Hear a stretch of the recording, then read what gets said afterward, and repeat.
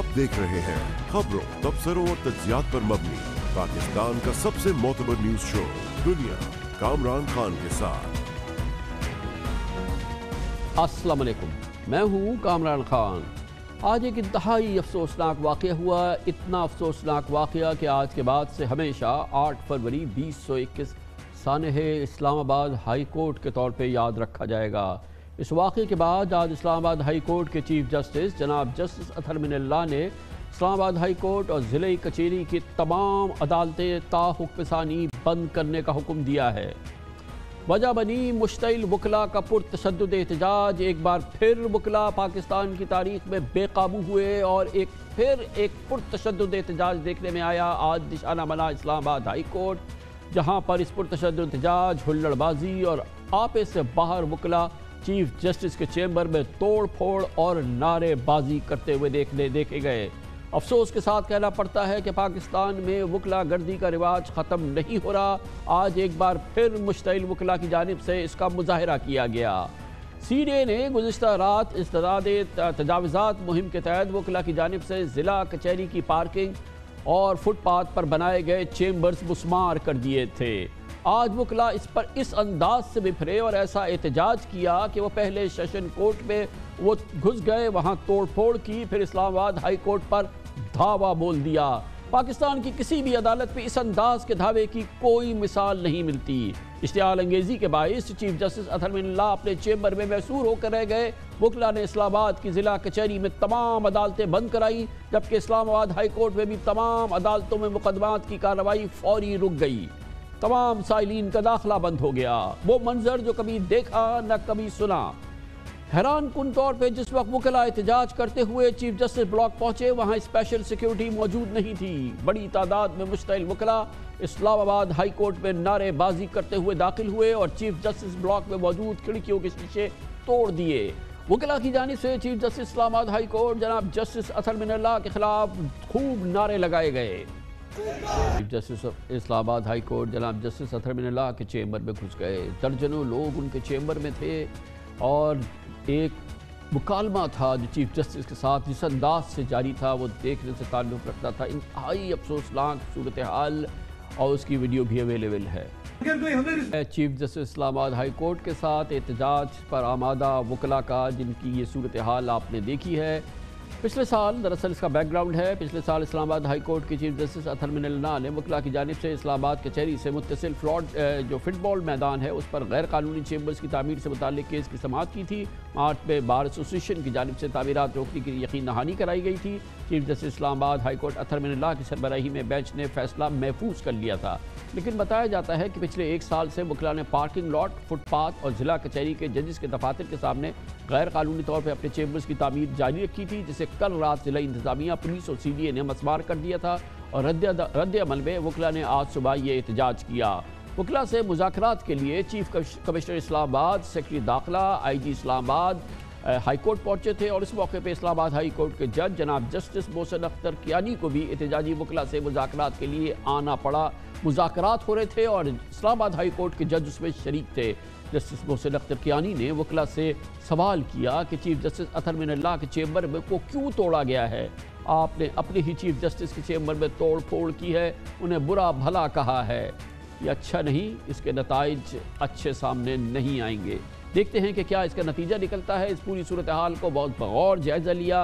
मौजूद रहे हमारे सीनियर कॉरेस्पॉन्डेंट आमिर सईद अब्बासी, इस वक्त हमारे साथ इस्लामाबाद से मौजूद हैं। बहुत बहुत शुक्रिया आमिर सईद अब्बासी साहब। ये बताइएगा कि ये जो मंज़र आज था वो किस अंदाज का मंज़र था? क्या आपने देखा? किस तरीके से ये वकला जो थे ये तशद्दुद पे आमादा थे और फिर चीफ जस्टिस के साथ और फिर उनके चैम्बर में और फिर उनके पूरे दफ्तर में जो कुछ हुआ उसकी कुछ मंजर कशी कीजिए। कामरान साहब, बहुत ही अफसोसनाक मंजर था। हमने देखा कि इस्लामाबाद हाई कोर्ट में चीफ जस्टिस अतहर मिनल्लाह ने सिर्फ 3 केसेस की ही समाअत की थी, तो उन्हें बताया गया कि वकला का एक बड़ा ग्रुप इस्लामाबाद हाई कोर्ट पर हमलावर हो चुका है और वो दाखिल हो चुका है और वो आपके ऑफिस की तरफ आ रहा है। तो chief justice Athar Minallah cases की समाअत छोड़कर वो अपने चैम्बर में आ गए और उन्होंने कहा कि कोई बात नहीं, उन्हें रोका ना जाए, मैं उनसे बात करूँगा, उन्हें तसल्ली दूंगा और उनका जो भी मसला है उसके हल किया जाएगा।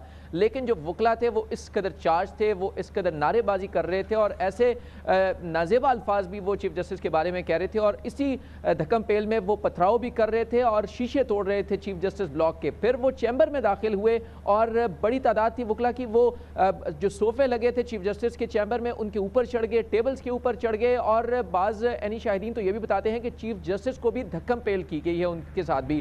اس کے بعد پھر جو دیگر ججز صاحبان ہیں وہ آئے، انہوں نے جسٹس محسن اختر کیانی نے معاملے کو ریزالو کرنے کی کوشش کی۔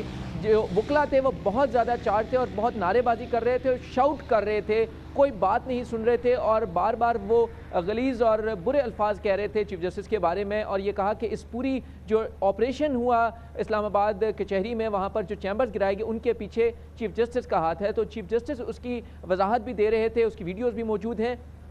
اسی دوران 3 گھنٹے تک چیف جسٹس محصور رہے اپنے کمرے میں، اپنے چیمبر میں، اور انہیں وہاں سے باہر جانے کی اجازت نہیں تھی، اور جو وکلا تھے انہوں نے اس پورے بلاک کو اندر سے کنڈیاں لگا دی اور لاک کر دیا، اور وہاں سے نہ کسی کو باہر جانے کی اجازت تھی نہ اندر آنے کی، اور پھر پولیس کے اسپیشل اسکواڈ کو بلایا گیا، پھر رینجرز آئی تو انہوں نے پھر صورتحال پر قابو پایا، اور اس کے بعد پھر وکلا کو دھکیل کر چیمبر بلاک سے باہر نکالا گیا اور پھر مذاکرات پر آئے۔ اچھا عامر، یہ بتائیے گا کہ یہ معاملہ کیا ہے؟ یہ جو ہمیں بتایا گیا ہے کہ ایک تو فٹ بال میدان پہ پہلے ان وکلا نے اپنے چیمبرز بنائے، پھر فٹ پاتھ پہ بنا لیے، پھر جو اس کے آفیسز ہیں ان کے سامنے یہ بنا لیے گئے، تو پولیس نے ان تجاوزات کو مسمار کیا تھا۔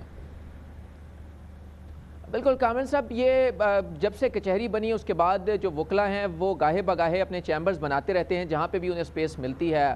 اس کے بعد 10 سال پہلے یہاں پر جب فٹ بال گراؤنڈ تھا وہاں پر وکلا نے انکروچمنٹ شروع کر دی، وہاں پر اپنے چیمبرز بنانا شروع کر دیے۔ وہ معاملہ بھی پھر پہلے اسلام آباد ہائی کورٹ میں آیا، چیف جسٹس ثاقب نثار صاحب نے بھی اس کا نوٹس لیا، اس کے بعد اسلام آباد ہائی کورٹ نے اس میں ججمنٹ ریزرو کر رکھی ہے۔ اب یہ ہوا کہ وکلا نے ان گراؤنڈز اور جو دیگر جگہ تھی ان کے بعد اب جو فٹ پاتھس ہیں اور جو پارکنگ ایریاز ہیں وہاں پر چیمبرز کی تعمیر شروع کر دی، اور اب جو لاسٹ سٹیج تھی اس میں جو سیشن جج ہیں طاہر محمود، ان کے جو آفس تھا، چیمبر تھا، اس کے باہر جو ہے وہ وکلا نے اپنے چیمبرز کی تعمیر شروع کر دی۔ تو جو سیشن جج تھے انہوں نے ریٹن میں کمپلین کی ڈسٹرکٹ ایڈمنسٹریشن کو اور سی ڈی اے کو کہ یہ میرا راستہ بند کیا جا رہا ہے، یہاں پر تو غیر قانونی چیمبرز ان کی تعمیر کی جا رہی ہے۔ تو ہوا یہ کہ وہاں پر جب سی ڈی اے نے سیشن جج کی کمپلین کے اوپر کارروائی کی تو وکلا کا یہ موقف ہے کہ ہمارے جو پرانے چیمبرز تھے جن سے کوئی مسئلہ نہیں تھا، جو نئے تھے ان کو تو چھوڑ دیا گیا، ان کو بھی کرا دیا گیا، جو پرانے تھے ان میں ان کے آفیسز میں فائلز تھیں، ان کے کیسز تھے، ان کا یہ موقف ہے کہ بہت زیادہ اس میں خرچہ ہو رکھا تھا، ان کا کر رکھا تھا انہوں نے، لہٰذا ان کو بھی گرا دیا گیا۔ وہاں سے سپارک ہوا، اور پھر جب آج کامن صاحب جب الصبح جب وکلا وہاں سے نکلے، جو ینگ وکلا تھے جن کے چیمبرز گرائے گئے، تو انہوں نے پہلے جو سینئر وکلا تھے ان کے چیمبرز بھی توڑے اور وہاں بھی توڑ پھوڑ کی کہ اگر ہمارے غیر قانونی ہیں تو یہ بھی غیر قانونی ہیں۔ وہاں سے پھر یہ سپارک جو ہے پھر سینئر بھی اس میں شامل ہو گئے، اور جو پھر بار پالیٹکس ہے۔ بہت بہت شکریہ، عامر سعید عباسی ہمارے ساتھ موجود تھے۔ ابھی خبر آئی ہے اسلام آباد کی متعلقہ اس تھانے میں 21 وکلا کے خلاف مقدمہ درج کیا گیا ہے۔ کیا دفعات ہیں اور کیا کارروائی کی گئی ہے، کیا کوئی گرفتاری ہوئی ہے یا نہیں، یا اس کے علاوہ کوئی ایکشن لیا گیا ہے یا نہیں، فی الحال ہمیں اس کے بارے میں کچھ علم نہیں ہے، صرف اتنا میں بتایا گیا ہے کہ 21 FIR درج کی گئی ہیں۔ کمرشل بریک، اس کے بعد وکلا تنظیموں کا موقف حاصل کریں گے آج کے شرمناک واقعے پہ۔ فی الحال ابھی تک پاکستان کی کسی اہم وکلا تنظیم نے اس کی مذمت نہیں کی ہے، اس پہ کسی شرمندگی کا اظہار نہیں کیا ہے۔ آخر ایسا کیوں ہے؟ وکلا تنظیم پاکستان بار کونسل کے وائس چیئرمین جناب خوشدل خان ہمارے ساتھ ہوں گے چھوٹے سے وقفے کے بعد۔ Welcome back. وقفے سے قبل آپ نے تفصیل سے دیکھا اور تفصیل سے سنا کیا ہوا اسلام آباد ہائی کورٹ میں، جس کو کہا جا رہا ہے کہ وہ سانحہ ہے اسلام آباد ہائی کورٹ تھا، تشدد ہوا، احتجاج ہوا، چیف جسٹس کے چیمبر میں وکلا گھس گئے، اور یقیناً ایک وہ منظر دیکھنے میں آیا جس پہ تمام انصاف پسند شہریوں کی سر شرم سے جھک گئے۔ افسوس کی بات یہ ہے کہ اس کے جواب میں وکلا تنظیمیں خاموش ہیں، اس پورے شرمناک واقعے کی مذمت نہیں کی جا رہی، اس حوالے سے کسی شرمندگی کا اظہار نہیں کیا جا رہا۔ بالکل ایسے ہی جب اس قسم کے واقعات جن میں وکلا انوالو ہوتے ہیں، جس کی ایک لمبی تاریخ ہے، جب بھی ایسے واقعات ہوئے ہیں وکلا کے خلاف کوئی بڑی بھرپور تعلیمی کارروائی نہیں ہوئی، اور قوم یہ مناظر ہر کچھ عرصے کے بعد دیکھتی ہے، جس کا ایک مختصر احوال آپ کو ایک بار پھر ہم آپ کو دکھاتے ہیں۔ سب کچھ کیا ہو رہا ہے، وکلا تنظیموں کا موقف حاصل کریں گے۔ اب پاکستان بار کونسل کے نائب صدر جناب خوشدل خان ہمارے ساتھ ہوں گے چھوٹے سے وقفے کے بعد۔ Welcome back. آج انتہائی شرمناک واقعے پہ بات کرنے کے لیے ہم نے دعوت دی ہے، وکلا تنظیموں کا موقف حاصل کریں گے۔ ہمیں جوائن کر رہے ہیں جناب خوشدل Khan, vice chairman Pakistan bar council. بہت بہت شکریہ خان صاحب، آپ نے ہمیں جوائن کیا ہے۔ آج جو یہ انتہائی شرمناک واقعہ ہوا ہے جس کی تفصیلات ابھی ہم نے شیئر کی ہے اور سارے میڈیا کے سامنے ہے، یہ مجھے بڑی حیرت ہو رہی ہے کہ پاکستان بار کونسل نے اور وکلا تنظیموں نے نہ اس واقعے کی مذمت کی ہے، نہ ہی اس پہ کسی شرمندگی کا اظہار کیا ہے۔ اس کی کیا وجہ ہے؟ بسم اللہ الرحمن الرحیم۔ کامران بھائی، میں آپ کا مشکور ہوں کہ آپ نے مجھے اپنے پروگرام میں دعوت دی اور اس اہم واقعہ پر میری تاثرات معلوم کرنا چاہتے ہیں۔ آج ہماری ایگزیکٹو کمیٹی کا میٹنگ تھی پاکستان بار کونسل میں، جس میں ہمارے ساتھ اور ساتھی بھی تھے۔ اسی میں ہمیں اس واقعے پر پتہ چلا، ہم اس پر افسوس کرتے ہیں کیونکہ یہ وکلاء کے ساتھ یہ اچھا نہیں لگتا ہے کہ وہ ہائی کورٹ اور سپریم کورٹ کے یا ججز صاحبان کی اس کی اس طرح وہ کر لے، حملے کر لے یا عدالتوں پر کر لے۔ وکلاء صاحبان کا یہ کام نہیں ہوتا ہے۔ یہ جس نے بھی کیا ہم اس کے مذمت کرتے ہیں اور یہ نہیں ہونے چاہیے۔ وکلاء کا ہم قانون کے سیکھنے والے ہیں اور ہم لائرز ہیں۔ ہم قانون کی بالادستی کو قائم رکھنے کے کریں گے اور ہم جہاں پر قانون کو نہیں توڑیں گے اور نہ ہم قانون اپنے ہاتھ میں لیں گے، ہم عدالت سے کام لیں گے تو ہم اس کے فیور نہیں کرتے۔ تو خان صاحب یہ فرمائیے گا کہ کتنی بار آپ ایسے واقعات پہ اپنے افسوس کا، اور پہلی تو میں آپ کو اس بات پہ سراہنا چاہتا ہوں، تھینک یو سو مچ کہ آپ نے کم از کم، کیونکہ مجھے تو اور ہمیں بڑی یہ حیرانگی تھی کہ پاکستان بار کونسل اس میں خاموش کیوں ہے، سپریم کورٹ بار ایسوسی ایشن خاموش کیوں ہے، اپنے ان وکیلوں کی مذمت کیوں نہیں کر رہے، شرمندگی کا اظہار کیوں نہیں کر رہے۔ آپ دیکھیں تو صحیح کہ ہوا کیا ہے۔ تو کب تک آپ یہ کرتے رہیں گے؟ ابھی ہم نے چلایا ہے، دکھایا ہے کہ ہر تھوڑے دنوں بعد یہ آپ کے ساتھی جو ہیں کبھی کسی عدالت میں، کبھی کسی جگہ پہ، کبھی کسی جگہ پہ کس انداز سے پرتشدد حملے کرتے ہیں، اور آپ کب تک خالی افسوس سے کام لیتے رہیں گے؟ کب تک ان کا وکیل رہنے کا حق آپ نہیں چھینیں گے؟ کیونکہ ان کا لائسنس تو آپ نے ختم کرنا ہے۔ آپ درست فرماتے ہیں، اس پر ہم نے کل میٹنگ بلایا ہے، انشاءاللہ ہم ایکشن لے لیں گے جب ہمیں آئیڈینٹیفیکیشن ہو جائے کہ ان کے کون اس میں ملوث ہیں، اور دیکھتے بھی ہیں کہ وہ وکلاء میں ہیں یا باہر کے لوگ ہیں۔ یہ بھی دیکھنا ہے کیونکہ صرف پروفیشنل لائر جو ہوتے ہیں وہ اس طرح کبھی قانون ہاتھ میں نہیں لیں گے۔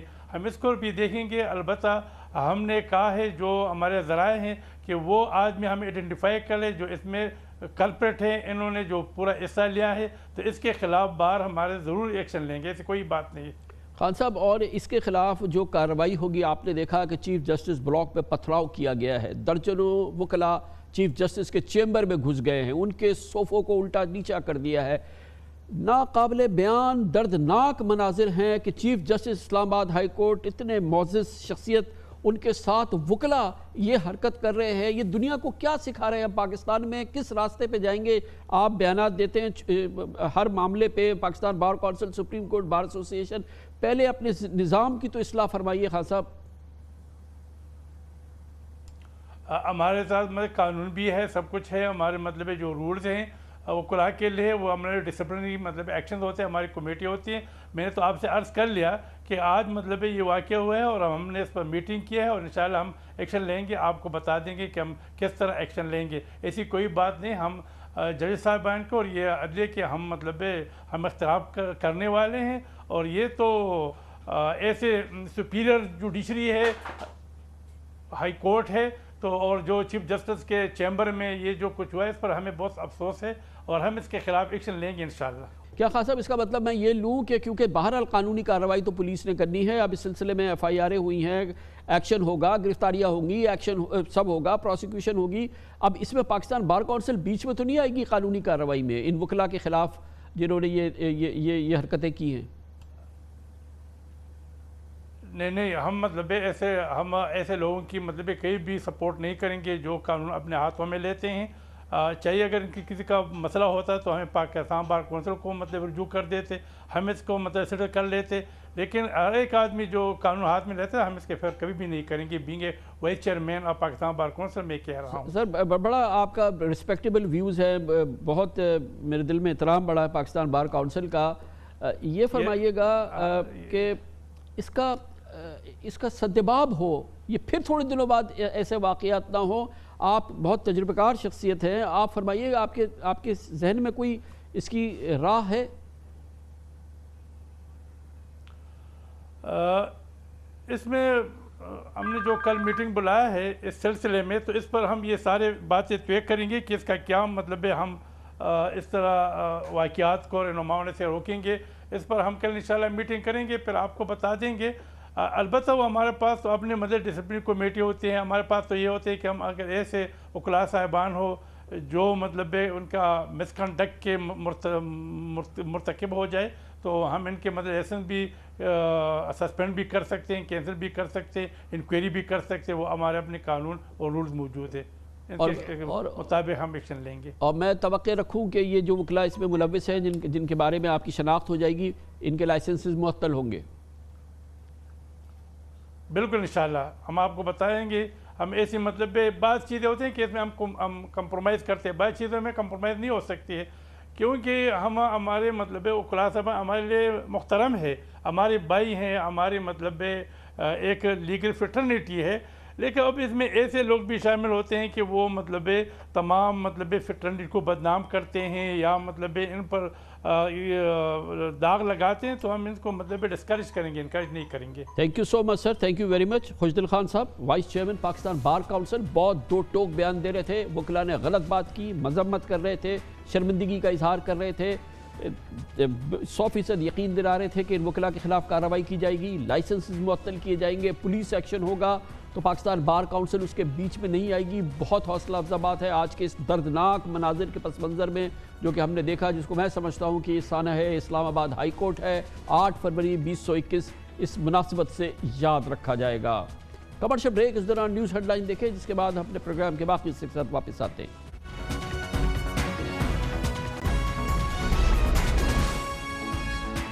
آپ دیکھ رہے ہیں خبروں، تبصروں اور تجزیات پر مبنی پاکستان کا سب سے معتبر نیوز شو دنیا، کامران خان کے ساتھ۔ اختتام ہفتہ ایک بڑا سیاسی قضیہ اٹھ کھڑا ہوا جب اچانک اعلان ہوا کہ ایک صدارتی آرڈیننس جاری ہوا ہے جس کے ذریعے حکومت نے فیصلہ کیا ہے کہ آئندہ سینٹ الیکشن اوپن بیلٹ کے ذریعے کیے جائیں گے۔ جیسا کہ توقع تھی، اس پہ ایک سیاسی طوفان کھڑا ہوا۔ آئینی ماہرین نے، قانونی ماہرین نے اس کو شدید تنقید کا نشانہ بنایا۔ اس حوالے سے اس پس منظر میں آج بہت اہم دن تھا، کیونکہ آج اسی معاملے پہ اس صدارتی ریفرنس کے حوالے سے آج سپریم کورٹ آف پاکستان میں سماعت ہوئی تھی، جس میں سپریم کورٹ آف پاکستان سے درخواست کی گئی تھی کہ اگر حکومت چاہے تو کیا وہ قانون میں ترمیم کر کے سینٹ الیکشن کرا سکتی ہے اوپن بیلٹ کے ذریعے۔ آج اس حوالے سے کیس کی سماعت تھی اور اس حوالے سے انتخابات سے متعلق صدارتی ریفرنس کی اس سماعت کے دوران بہت اہم ریمارکس سامنے آئے۔ چیف جسٹس آف پاکستان جناب جسٹس گلزار احمد نے ریمارکس دیے کہ حکومت کو آرڈیننس جاری کرنے سے کوئی نہیں روک سکتا۔ سینٹ الیکشن سے متعلق صدارتی آرڈیننس اگر مشروط نہ ہوتا تو کل عدم قرار دیتے، گویا کہ سپریم کورٹ آف پاکستان مکمل آگاہی تھی کہ دراصل یہ جو آرڈیننس جاری ہوا ہے یہ مشروط ہے۔ آرڈیننس کا عدالتی کارروائی پر کوئی فرق نہیں پڑے گا۔ دوران سماعت چیف جسٹس آف پاکستان نے جناب رضا ربانی سے سوال کیا، اوپن بیلٹ پر آپ کو اعتراض کیا ہے؟ چیف جسٹس نے کہا کہ چاہتے ہیں کہ انتخابی عمل میں شفافیت ہو اور کرپشن ختم ہو۔ سینیٹر رضا ربانی نے کہا کہ کوئی بھی سیاسی جماعت سینٹ میں بدعنوان لوگوں کی نمائندگی کی حامی نہیں۔ اس پر چیف جسٹس نے کہا کہ سیاسی جماعتیں شفافیت چاہتی ہیں تو جمعرات کو کیا ہوا تھا؟ اسمبلی میں تو بہت مختلف موقف آپ کا سامنے آیا تھا۔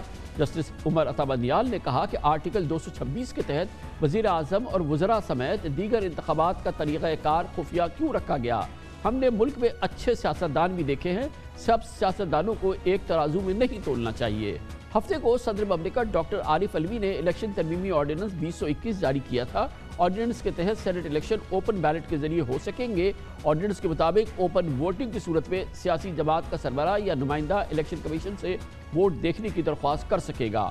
آرڈیننس کو سپریم کورٹ میں دائر کردہ صدارتی ریفرنس کی رائے سے مشروط کر دیا گیا تھا۔ یہ اس آرڈیننس کا سب سے کلیدی نقطہ تھا کہ جو سپریم کورٹ آف پاکستان کیا فیصلہ ہوگا یہ آرڈیننس اس سے مشروط ہوگا۔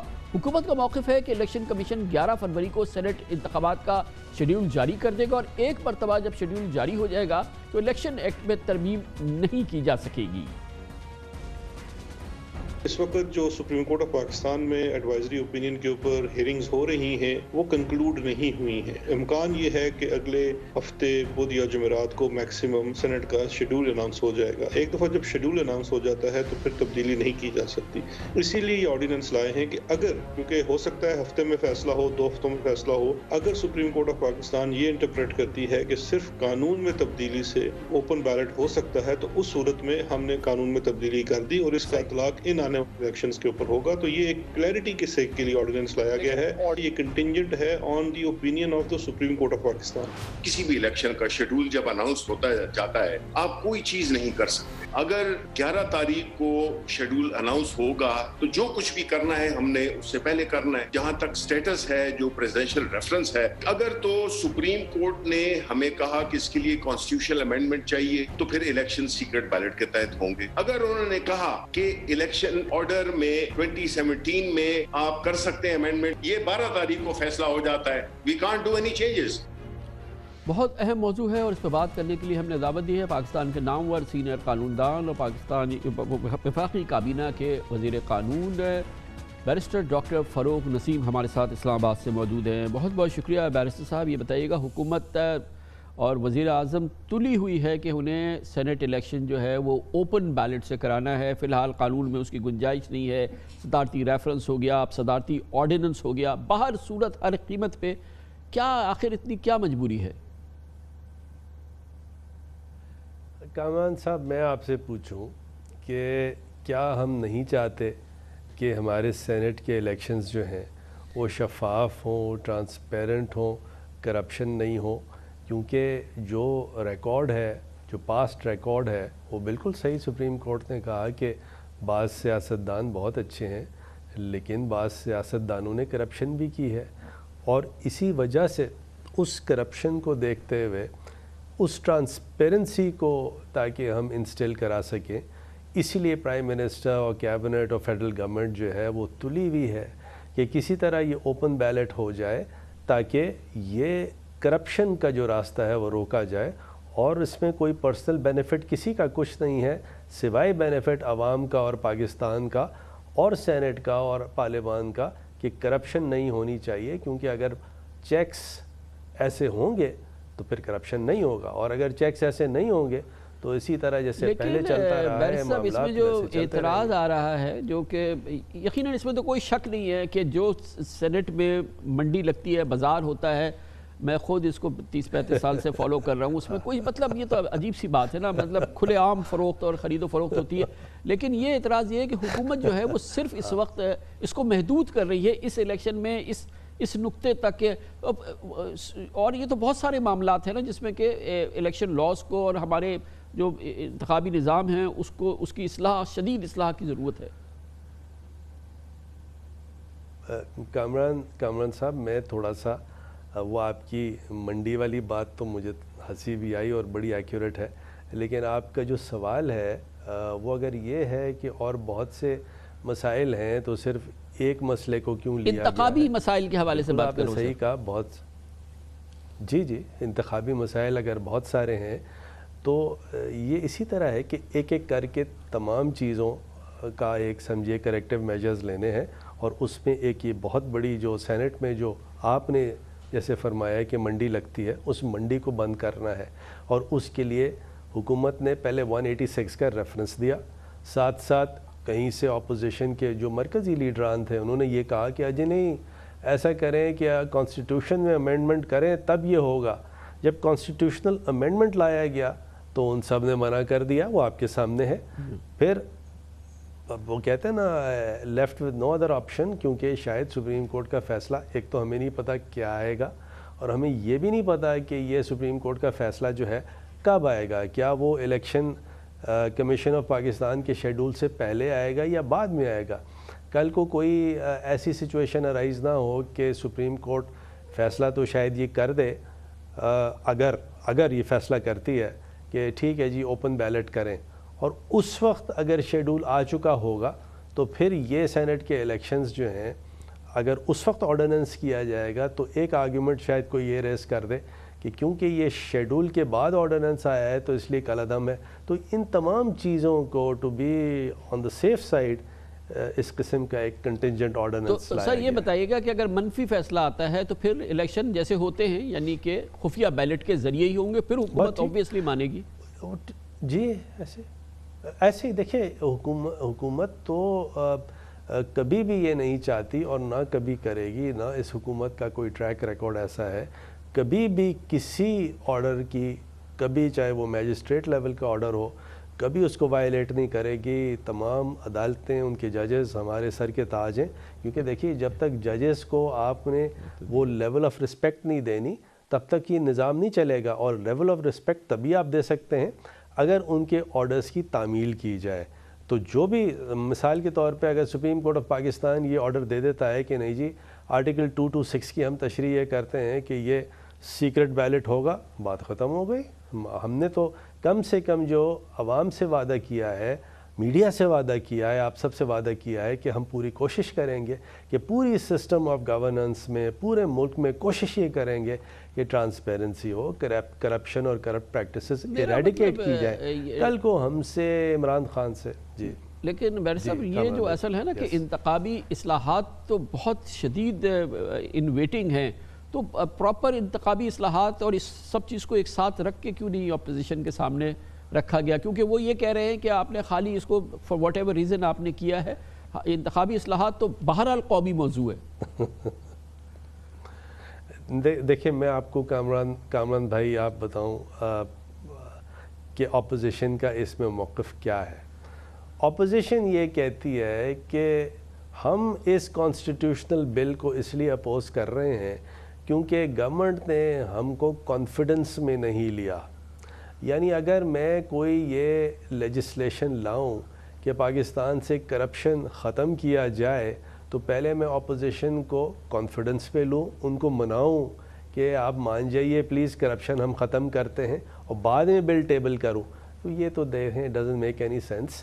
بات ساری یہ ہے کہ اپوزیشن شاید کرپشن کرنا چاہتی ہے، اسی لیے اس کانسٹیٹیوشنل بل کو اپوز کر رہی ہے، نہیں تو جس دن یہ لاسٹ ویک پیش ہوا تھا پاس کرا دیتی، ساری بات ختم تھی۔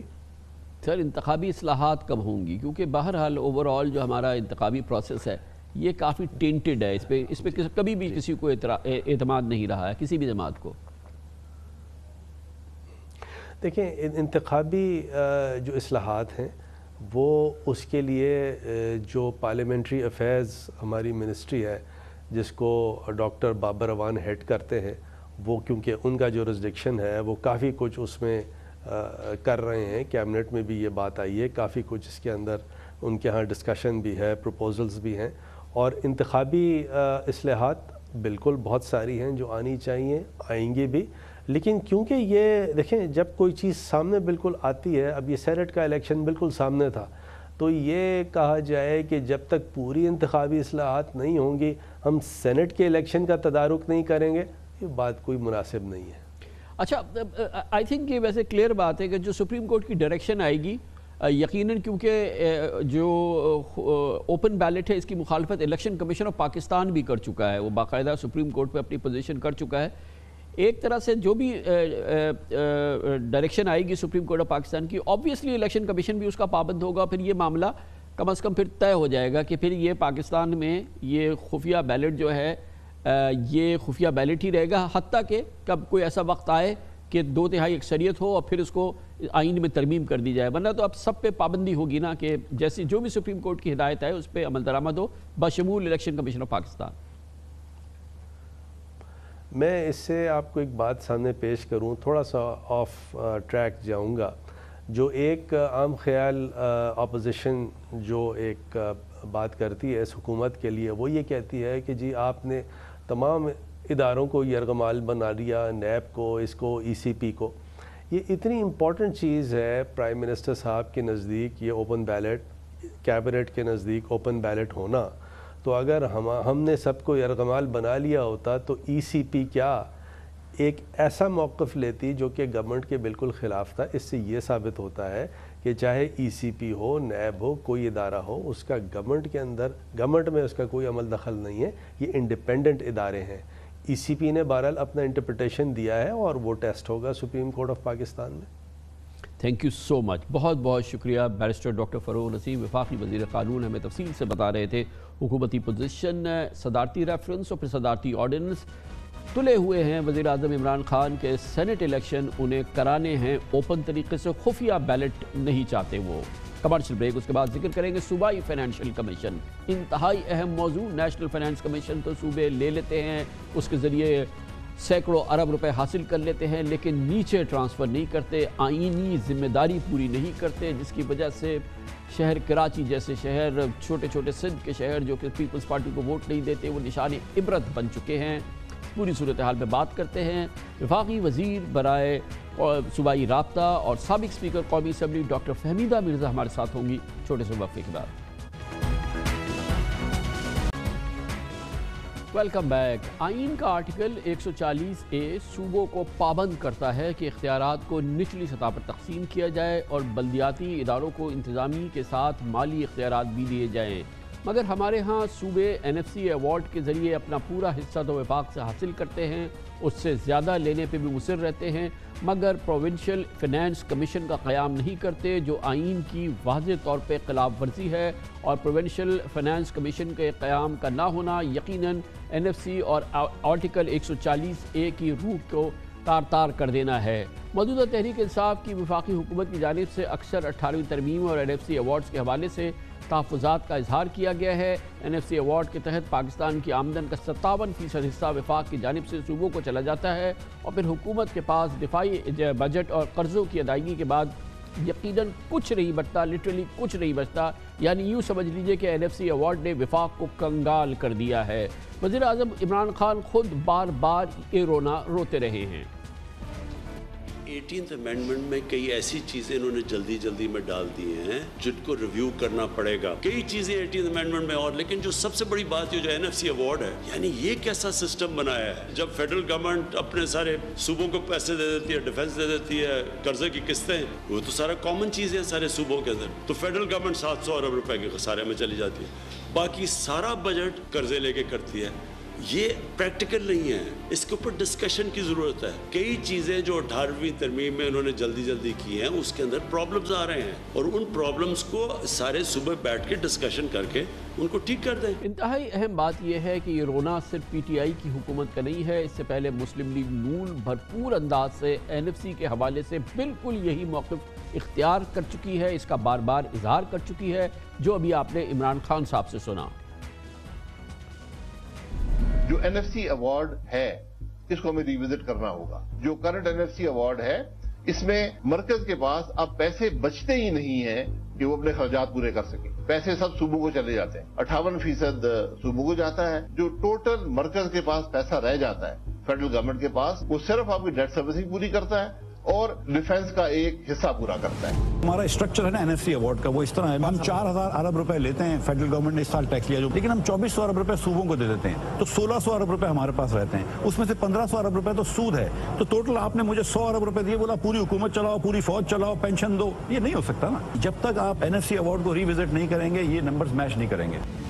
اور اس کے ساتھ ساتھ جیسے کہ آپ نے بالکل دو ٹوک انداز میں شاہد خاقان عباسی، ڈاکٹر مفتاح اسماعیل سے سن لیا، ابھی تک NFC ایوارڈ کے بعد اس کے ذریعے صوبوں نے کھربوں روپے وصول بھی کر لیے ہیں۔ 2009-2010 میں اس کا حجم 642 تھا، جو 2019-20 میں بڑھ کر 2519 ارب روپے ہو چکا ہے، مگر صوبوں نے پچھلے 10 برسوں میں فائنانس کمیشن بنانے کی، یعنی کہ پروونشل فائنانس کمیشن بنانے کی زحمت نہیں کی ہے، آئینی شق تار تار ہو رہی ہے۔ سندھ میں اس کا سب سے بڑا اظہار ہو رہا ہے، جیتی جاگتی مثال سندھ کے وہ اضلاع ہیں جہاں پر حزب اختلاف کی ریپرزنٹیشن ہے، جہاں پہ پیپلز پارٹی مخالف ووٹ پڑتا ہے، ان اضلاع کا برا حال ہے، اور اس کی سب سے بڑی جیتی جاگتی مثال کراچی ہے اور اس کی بدحالی ہے، جہاں پر یقیناً اس کا حق ہے، جو اس کا انداز ہے، جو اس کو ملنا چاہیے وہ نہیں مل رہا، اور اسی وجہ سے سندھ میں ایک بہت بڑا ایسا لگتا ہے کہ سیاسی اور اختیارات کے حوالے سے جو لوگوں میں ڈیپریویشن ہے اس کا ایک بہت ہی خطرناک صورتحال جنم لے رہی ہے۔ اب اس حوالے سے ایک اہم ڈیولپمنٹ ہوئی ہے، جمعے کو سپریم کورٹ میں صوبوں میں اختیارات کو نچلی سطح تک منتقل کرنے اور پروونشل فائنانس کمیشن کے قیام سے متعلق ایک درخواست پہ جسٹس مشیر عالم نے سماعت کی۔ اس کے اعتراضات ختم کر کے اسے سماعت کے لیے فکس کرنے کا کہہ دیا ہے۔ گویا کہ معاملہ اب انشاءاللہ سپریم کورٹ آف پاکستان میں اس کی بھرپور سماعت ہوگی۔ بہت اہم موضوع ہے، اس پہ بات کرنے کے لیے ہم نے دعوت دی ہے، ہمیں جوائن کر رہی ہے محترمہ ڈاکٹر فہمیدہ مرزا، سابق اسپیکر ہے نیشنل اسمبلی کی اور وفاقی وزیر برائے صوبائی رابطہ ہیں موجودہ کابینہ میں۔ بہت بہت شکریہ ڈاکٹر صاحبہ، آپ نے ہمیں جوائن کیا ہے۔ ابھی حالیہ دنوں میں نے دیکھا کہ آپ نے بھی اس پہ تشویش کا اظہار کیا ہے، مگر کب تک اس تشویش سے کام چلتا رہے گا؟ یا آپ بھی کر رہی ہیں، آپ کی حکومت بھی کر رہی ہے، اس سے پہلے پی ایم ایل این کی ابھی ہم نے سنایا، وہ بالکل انہی الفاظ میں بلکہ اس سے زیادہ تشویش کا اظہار کر رہے تھے۔ تو آخر یہ تشویش کے اظہار سے کب تک کام چلتا رہے گا؟ اس کے لیے پریکٹیکلی کیا کرنا ہوگا اور آپ کی حکومت کیا کر رہی ہے؟ بہت شکریہ کامران صاحب، اور میں سمجھتی ہوں یہ بہت ہی امپورٹنٹ اور ایسا ایشو ہے جو برننگ ایشو ہے، اور اس میں صرف سندھ میں نہیں، میرے خیال میں یہ دوسرے پروونسز میں بھی ہے۔ اور جو ہم 18ویں ترمیم کی بار بار بات کرتے ہیں، اور میں نے کیونکہ وہ کانسٹیٹیوشنل کمیٹی بنائی تھی 26 ممبرز کی، اس کے پیچھے سپرٹ کیا تھی، پوری اس 18ویں ترمیم کا مقصد کیا تھا کہ کس طرح ڈیوالو ہونا تھا اور یہ عوام تک جانا تھا، سارے جو بھی اس کے ایڈوانٹیج تھا یا جو ریسورسز جو بھی ہیں کہ اس کے حوالے سے ہم نے عوام تک پہنچانے تھے۔ بدقسمتی سے کہ جب یہ نیشنل فائنانس کمیشن ہوا، اس کے بعد جس طرح بھی جو میجر شیئر ملا صوبوں کو، لیکن اس میں 18ویں ترمیم کی شک آپ نے بھی اس کا بارے میں بتایا، آرٹیکل 140A جو بڑا کلیئرلی لوکل گورنمنٹ کی بات کرتی ہے، اور لوکل گورنمنٹ میں آپ نے پولیٹیکل، ایڈمنسٹریٹو اینڈ فائنینشل سارے پاورز آپ نے اس لوکل گورنمنٹ کو ٹرانسفر کرنے۔ اس کے تحت آپ کو پروونشل فائنانس کمیشن بنانا تھا، جو کہ ہر صوبے کے، اگر پروونشل آپ لوکل گورنمنٹ ایکٹ کا دیکھیں، اگر میں سندھ کی بات کرتی ہوں تو سندھ میں 2013 کا جو ان کا لوکل گورنمنٹ ایکٹ تھا، اس میں پروونشل فائنانس کمیشن کی بات کرتا ہے۔ یہ لوکل باڈیز الیکشن تو کرا دیتے ہیں لیکن نہ پاور دیتے ہیں، نہ ایڈمنسٹریٹ۔ انفیکٹ جو صوبوں کے پاورز ہوتے تھے کے بی سی اے کا اور یہ سیوریج، واٹر اینڈ سیوریج کا، وہ بھی انہوں نے ان سے واپس لے لیے۔ تو بجائے اس کے کہ لوکل گورنمنٹ، جو کہ 18ویں ترمیم کی منفی ہو رہا ہے یہ سب کچھ، ڈاکٹر صاحب آپ نے وہی پوزیشن ری ایٹریٹ کی جو ایکچوئل پوزیشن ہے، جس کا بھی میں نے بھی ایک اوور ویو دیا تھا، لیکن اس کو چیلنج کیسے کریں گے، اس کو چینج کیسے کریں گے؟ جب 18ویں ترمیم بن رہی تھی، شاید آپ لوگوں نے یہ فورس ہی نہیں کیا تھا کہ اگر کوئی پروونس نہیں کرے گا تو اس کی سزا کیا ہوگی۔ اب وہ نہیں کر رہے، وہ کہتے ہیں ہمیں این ایف سی ملتا رہے لیکن ہم نہیں دیں گے نیچے۔ یہ تو ایک کیلس، اور اس کی بہت اس کی کاسٹ ہوگی پھر یقیناً۔ جی دیکھیں، ایک کہاوت ہے کہ power tends to corrupt and absolute power corrupts absolutely. یہ ہو رہا ہے آج صوبوں میں، کیونکہ وہ کسی کو آنسریبل نہیں سمجھتے، وہ کسی کو اکاؤنٹیبل ہی نہیں وہ سمجھتے ہیں کہ وہ ہے۔ تو یہ جو عوام کا پیسہ ہے اور یہ صرف حکمرانوں تک رہ جائے اور نیچے تک نہ جائے تو بڑی بد نصیبی ہے۔ مجھے بہت خوشی ہوئی کہ سپریم کورٹ نے اس کے اوپر اب وہ باقاعدہ ہیئرنگ شروع کی ہے، کیونکہ اب ہماری امیدیں زیادہ سپریم کورٹ سے ہے، کیونکہ اب میٹر سب جوڈس ہے، ہم کو دیکھنا ہے۔ اور میں توقع کرتی ہوں کہ جوڈیشری سے، کیونکہ اگر میں صرف 1 سال کا اگر حساب آپ کو بتاؤں، کیونکہ یہ تو ہماری 18ویں ترمیم اور نیشنل فائنانس کمیشن جب آیا ہے یہ 2010 میں، اور اس وقت سے لے کے آپ یہ دیکھ لیجئے کہ آج پورے 11 سال ہو گئے ہیں کہ اربوں روپے، اور اگر میں 1 سال کا اٹھاتی ہوں تو صرف 630 ارب روپیہ فیڈرل گورنمنٹ نے ٹرانسفر کیا ہے صوبے کو۔ اور اس میں اگر آپ دیکھیے کہ آپ کس طرح ایک تو ڈیویزبل پول کا جا رہا ہے اور ایک ہے سٹریٹ ٹرانسفر، پھر ہے اسپیشل گرانٹ۔ جو سٹریٹ ٹرانسفرز تھیں وہ تو گیس اور ان کے جو بھی مد میں تھی، انہوں نے بدین جیسا ایریا، گھوٹکی جیسا ایریا، جہاں اگر ان کے خلاف ووٹ پڑتے ہیں تو وہاں پہ جو ان لوگوں کا صوبے کا رائٹ تھا، اس ڈسٹرکٹ کا رائٹ تھا کہ جو پروونشل فائنانس کمیشن کے تحت ان کو وہ پیسہ ملنا چاہیے تھا، اگر 63 ارب روپیہ اس مد میں سندھ میں گیا، آپ مجھے بتا دیجئے کہ وہ کس ڈسٹرکٹ میں لگا ہے۔ ये तो मैं स्ट्रेट की, और अगर ओवरऑल आप देखें तो 630 अरब रुपया इनको प्रोविंशियल फाइनेंस कमीशन में मिला, और जो खुद सूबा सिंध अपना जनरेट करता है वो भी पावर्स 18वीं तरमीम के पास उनके बाद उनके पास आए हैं, जो सर्विसेज के GST ऑन सर्विसेज है या इंफ्रास्ट्रक्चर सेस है, ये जो बड़ा शेयर मिला इसमें उनको, उसके तहत भी अगर ये कोई 300 अरब से ऊपर वहाँ पे कमाते हैं तो सिर्फ सूबा सिंध को एक साल में 1 ट्रिलियन पैसे आए हैं। मैं आपके ज़रिए उनसे पूछती हूँ और मैं जुडिशरी से भी ये कहती हूँ कि अगर 1 ट्रिलियन सिर्फ सिंध को गया है तो क्या आपने किस डिस्ट्रिक्ट में लगाया, किस जगह लगाया? इंफ्रास्ट्रक्चर साइज 63, आप बता दीजिए इंफ्रास्ट्रक्चर का वहाँ क्या हाल है? वो तो अभी फ्लड्स में ही कराची जैसे शहर का वो हो गया, और आप रूरल को तो भूल जाइए जो वहाँ सूरत हाल है। क्लीन ड्रिंकिंग वाटर के लिए हम चीख रहे हैं, वो नहीं हो रहा। हेल्थ की मद में क्या है वो आपके सामने है। हम क्योंकि इस प्रोग्राम में बहुत कवर करते रहते हैं कि आप तो उन इलाकों की बात कर रही हैं जो पीपल्स पार्टी को वोट नहीं देते, बदीन, घोटकी और दूसरे इलाके हैं, कराची वोट नहीं देता। ये तो निशान इबरत अगर इन्होंने बना दिया है तो समझ में आता है कि भाई वोट नहीं देते। जहाँ जो इनको वोट देता है, जहाँ से पीपल्स पार्टी को वोट मिलता है, उन शहरों का भी हम हाल अपना दिखाते रहते हैं, वहाँ भी तबाही है। तो फिर ये 1 खरब रुपए जो थे ये किधर चले गए हैं? जी, मैं एक तो आपका ही कह दूँ, वोट क्या मिलता है इनको, ये भी सिलेक्टेड गवर्नमेंट हैं, और इनको भी जिस तरह लाया गया है 2/3 मेजॉरिटी देके, वो भी किसी से छुपावा नहीं है। लेकिन ये बदला, ये रिवेंज, जो democracy is the best revenge, वो हम देख रहे हैं कि ये जमहूरियत से जिस तरह का इंतकाम लिया जा रहा है वो हम सबके सामने है। 1 ट्रिलियन एक साल में सिंध हुकूमत के पास गया। आज आप एजुकेशन का हाल देख लें और कितना रोशन है सिंध। आपने तो वो प्रोग्राम देखा ही है ना, सिंध रोशन सिंध का, जो नैब में भी है, मैटर्स है। मैं तो नैब से भी बड़ी नाउम्मीद हुई हूँ कि जो कुछ मैटर्स उनके पास थे, जो कुछ एक साल में इतना कुछ उनके सामने है, और जो एक पत्थर भी उठा के देखेंगे तो वहाँ पे अरबों रुपए की करप्शन आपके सामने आएगी। और अगर एजुकेशन डिपार्टमेंट की, आज भी मेरे हल्के में बच्चे प्रोटेस्ट में हैं कि अगर 600 स्टूडेंट हैं तो उनके ऊपर एक टीचर मौजूद नहीं है 11वीं ग्रेड और 12वीं ग्रेड का। एजुकेशन का हाल बुरा है, हेल्थ का हाल बुरा है, पीने का साफ पानी नहीं है। मैं ये जानना चाहती हूँ कि 10 साल में हर साल अगर 1 ट्रिलियन इनके पास आया तो वो पैसा कहाँ गया? और क्योंकि प्रोविंशियल फाइनेंस कमीशन नहीं दिया जाता, उसलिए वो सिर्फ हुक्मरानों के हाथों तक महदूद होकर रह जाता है, और ये कंप्लीट एक कॉन्स्टिट्यूशन की वायोलेशन हो रही है।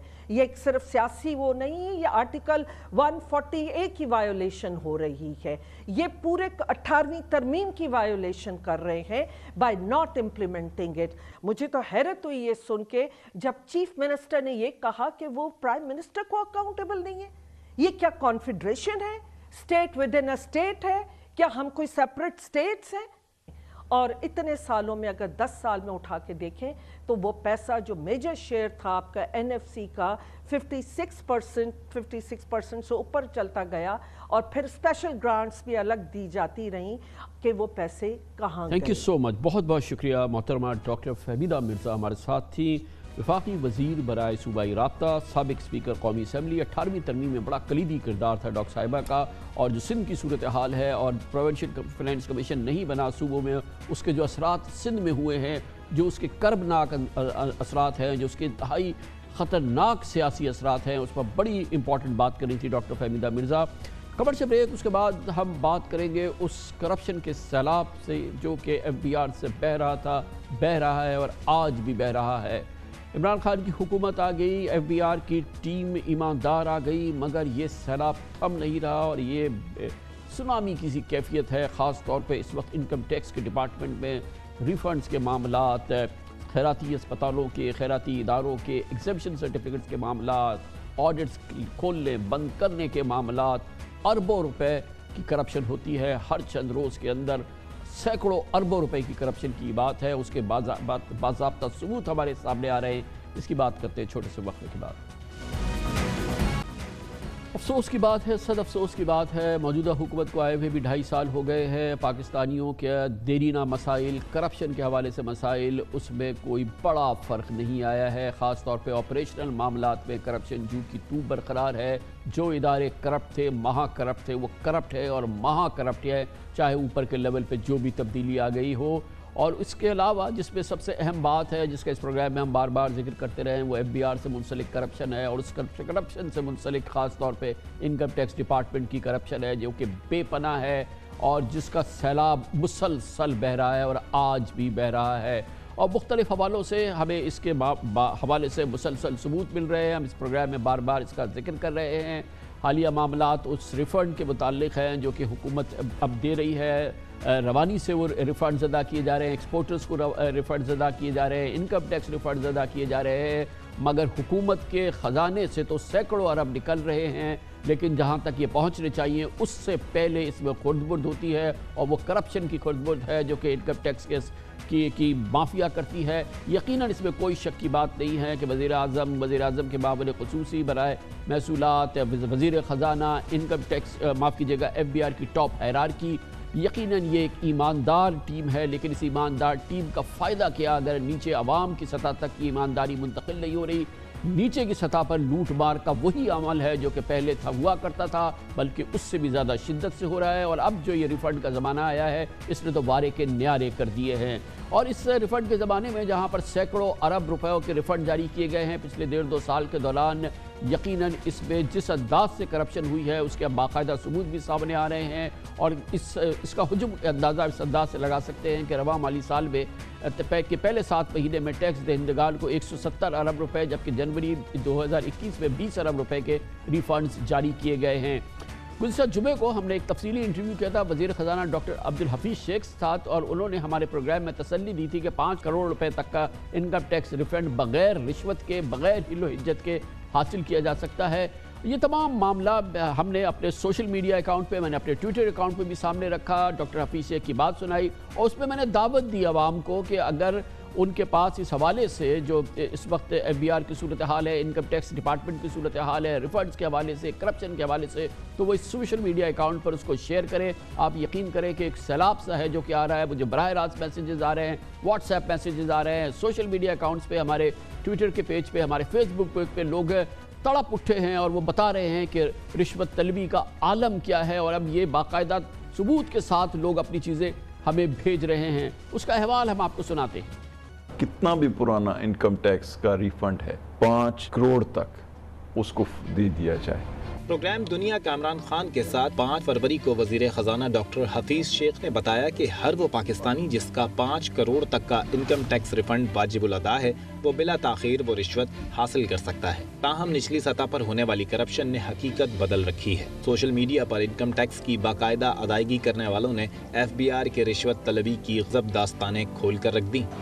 हनीफ रिंद नामी सारिफ का ट्विटर पर कहना था कि 73 लोगों पर मुश्तमिल लेबर कॉन्ट्रैक्ट कंपनी ने 23 लाख रुपए टैक्स दिया, लेकिन FBR ने 5 लाख का नोटिस भेजकर कहा कि अदायगी ना की गई तो अकाउंट ब्लॉक कर दिया जाएगा। 2 लाख रुपए रिश्वत देकर जान छुड़ाई। फराज नईम ने ज़ाती तजर्बा बयान किया कि 25% की अदायगी पर रिफंड जारी किया गया। हाफिज वक्कास असलम कहते हैं जितना रिफंड हो रेट 10% है, जो ना दे तो उसका पोस्ट रिफंड ऑडिट होता है। 1 लाख रिफंड ले तो 3 लाख डिमांड बताई जाती है। कई सार्फिन का दावा है कि रिफंड के लिए रिश्वत का रेट 20 से 30% है, जो ना दी जाए तो रोड़े अटकाए जाते हैं। ज़हूर कादिर का ख्याल है कि डॉक्टर हफीज़ लाइल्म है कि रिश्वत के बगैर FBR कभी रिफंड नहीं करता। एक शहरी ने ट्वीट किया कि मेरे क्लाइंट का 2 करोड़ 30 लाख रुपए का रिफंड 2 साल से नहीं मिल रहा।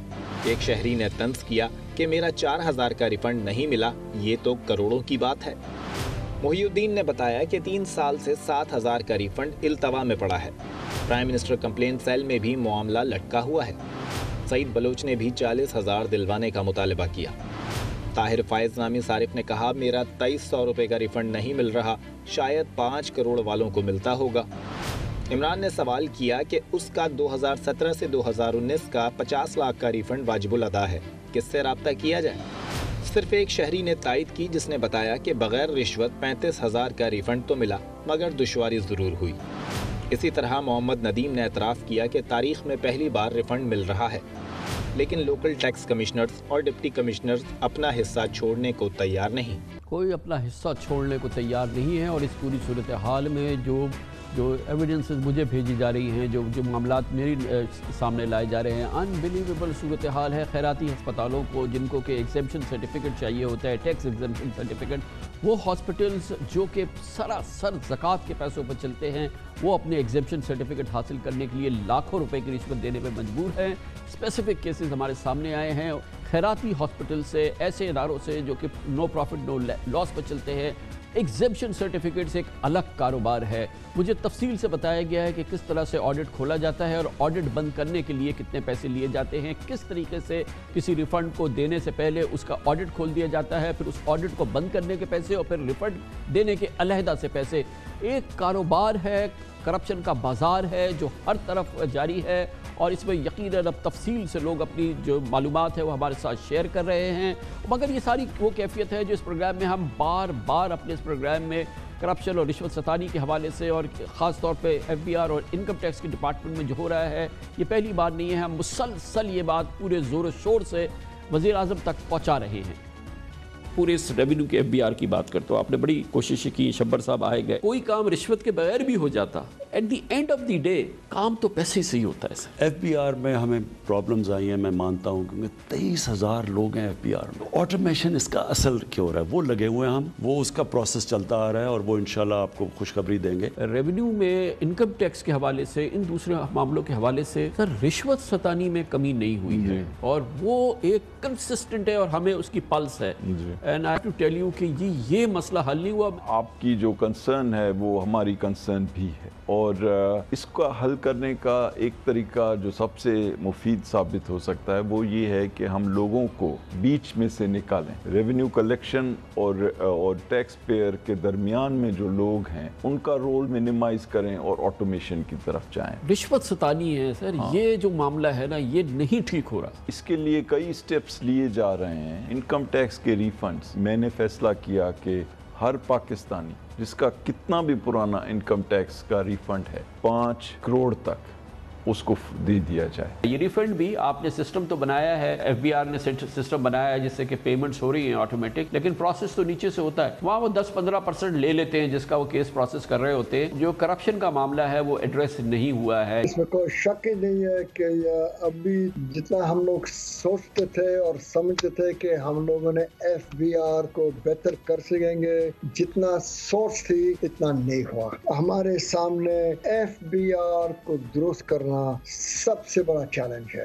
آپ کے علم ہوگا کہ ریفنڈ کے لیے ایک خاص پرسنٹیج جو ہے وہ ہے کہ جی کہ اتنا ریفنڈ کا مطلب اتنا تو آپ نے دینا ہے۔ ان ساری چیزوں کو شاید فردن طور پہ کریکٹ نہیں کیا جا سکتا۔ پوری دنیا میں جو ترقی یافتہ ٹیکس کے نظام ہیں انہوں نے اس کو صرف اور صرف آٹومیشن کے طریقے سے کور کیا ہے۔ ہم اپنے سسٹمز میں جتنے زیادہ آٹومیشن لے کے آتے جائیں گے اتنی ہی زیادہ اس طرح کی جو پریکٹسز ہیں وہ کم ہوتی جائیں۔ اس کی مزید حقیقت آپ کو بتاتے ہیں، اور اس کے لیے ہم نے دعوت دی ہے پاکستان میں کاروبار کی تاجروں کی سب سے نمائندہ تنظیم FPCCI کے پریزیڈنٹ ناصر حیات منگو کو، جو ہمارے ساتھ ہوں گے مگر ایک چھوٹے سے وقفے کے بعد۔ پاکستان میں کرپشن کا گرم بازار، خاص طور پہ وہ رواں دواں کرپشن جو کہ FBR کے محکمہ انکم ٹیکس سے صبح شام جاری رہتی ہے۔ اربوں روپے کی کرپشن ہو رہی ہے، دن رات وہ سینکڑوں ارب روپے جو کہ حکومت ریفنڈ کی مد میں جاری کر رہی ہے، اس میں سے ایک بڑی رقوم جو ہے وہ FBR کی یہ کرپٹ مافیا لے اڑتی ہے۔ پاکستان کی کاروباری تنظیمیں، تجارتی تنظیمیں جو کہ دراصل اس کا نشانہ بنتی ہیں، وہ کیوں خاموش ہیں؟ یہ میں پوچھنے جا رہا ہوں federation of Pakistan chamber of commerce and industry کے سربراہ ناصر حیات منگو سے۔ بہت بہت شکریہ ناصر حیات منگو صاحب۔ یہ فرمائیے گا کہ ہم سے بہت شکایت کی جاتی ہے کہ ہم بارہا FBR کی کرپشن کی بات کرتے ہیں، انکم ٹیکس میں اس بے پناہ کرپشن کی بات کرتے ہیں، مگر ہم دوسرے فریق کی بات نہیں کرتے، کہتے ہیں تالی دونوں ہاتھوں سے بجتی ہے، اور جو پاکستان کا کاروباری طبقہ ہے جو دراصل اس پورے اسکوپ کے اندر آتا ہے وہ اس کا آدھا پارٹنر ہے، وہ مانگتے ہیں اور آپ دیتے ہیں، یا کبھی ایسا ہوتا ہے کہ آپ اس کو راضی کرتے ہیں اور پھر آپس میں یہ معاملہ طے ہو جاتا ہے؟ کتنی ذمہ داری آپ قبول کریں گے اس کرپشن کے بے پناہ جو ایک طوفان سا جو آیا ہوا ہے، اس میں کاروباری حلقے کی، آپ کی لوگوں کی خود کتنی ذمہ داری ہے؟ جناب کامران صاحب بہت بہت شکریہ مجھے انوائٹ کرنے کا۔ جہاں تک ذمہ داری کی بات ہے، جب کوئی راستہ بچتا نہیں ہے اور ہمارے ہی پیسے گورنمنٹ کے پاس سالوں سال رہ جاتے ہیں تو what choice we have no choice. اصل پرابلم ہے جو یہ نظام چل رہا ہے کئی سالوں سے، this has to be change. جب تک یہ نظام رہے گا کوئی چیز امپروو نہیں ہوگی، کسی حد تک کوئی سیکٹر جو پہنچ رکھتا ہے ان کا کام ہو جائے گا، اوور آل اس میں کوئی چیز چینج نہیں ہوگی۔ مقبول صاحب یہ بات میں مان لیتا ہوں، مثال کے طور پہ ریفنڈ کا معاملہ ہے، اگر وہ نہیں دے رہا اور آپ کا 80% ریفنڈ مل جائے گا 20% دے کے، یا 85 مل جائے گا 15% دے کے، 10% دے کے، کوئی اچھا آدمی ہوگا وہ صرف 10% لے گا، آپ کا 90% مل جائے گا، تو آپ مجبور ہیں، آپ دیں گے۔ مگر میں نے کبھی دیکھا نہیں ہے، خیر آپ تو پریزیڈنٹ ابھی بنے ہیں، لیکن میں نے فیڈریشن کی جانب سے اس پہ کبھی احتجاج نہیں دیکھا، کبھی ایک شدید اس پہ کوئی میں نے بیان نہیں دیکھا، اس کو حکومت کو اس کو جھنجھوڑتے ہوئے نہیں دیکھا کہ یہ کیا ہو رہا ہے، یہ دونوں ہاتھوں سے لوٹا جا رہا ہے، یہ ریفنڈ کے معاملات، ایگزمپشن سرٹیفکیٹس تک نہیں دے رہے ہاسپٹل کے، چیریٹی ہاسپٹل کے نہیں دے رہے، آپ کا آڈٹ کھول دیتے ہیں، آڈٹ بند کرنے کے پیسے دے رہے ہیں، مگر یہ آپ لوگ خاموش کیوں رہتے ہیں اس پہ؟ دیکھیں میں تو ابھی آیا ہوں، مجھے 1 مہینہ ہوا ہے، میں تو جتنا سمجھتا ہوں اتنا ہی سمجھتا ہوں کہ یہ لوگ ڈرتے ہیں کہ اگر ہم نے کسی کا کوئی شکایت کی، کوئی احتجاج کیا تو ان کا 10-12 قسم کے اور نوٹس اور قسم کی جو ہے دھمکیاں ان کو آتی ہیں۔ تو عام طور پہ مجھے بھی لوگوں نے کہا don't be so vocal otherwise you will also have a problem, کیونکہ یہاں ان کو روکنے والا کوئی نہیں ہے۔ ویسے مقبول صاحب یہ بات میں آپ کی بالکل ایگری کروں گا، کیونکہ میرے بہت لوگ مجھے بھیج رہے ہیں، اسپیسیفک چیزیں بھیج رہے ہیں، اور بڑے آسانی سے یہ FBR والے ہم سے کہتے ہیں کہ سر ہمیں نام بھیج دیجئے، ہم ابھی ایکشن لیتے ہیں۔ وہ کہتے ہیں ہاتھ جوڑتے بولتے میں ساری زندگی ان کو پیسے دیتا رہوں گا لیکن یہ میرا جینا دو بھر کر دیں گے۔ لیکن بہرحال کچھ نہ کچھ تو نظام تشکیل دیں۔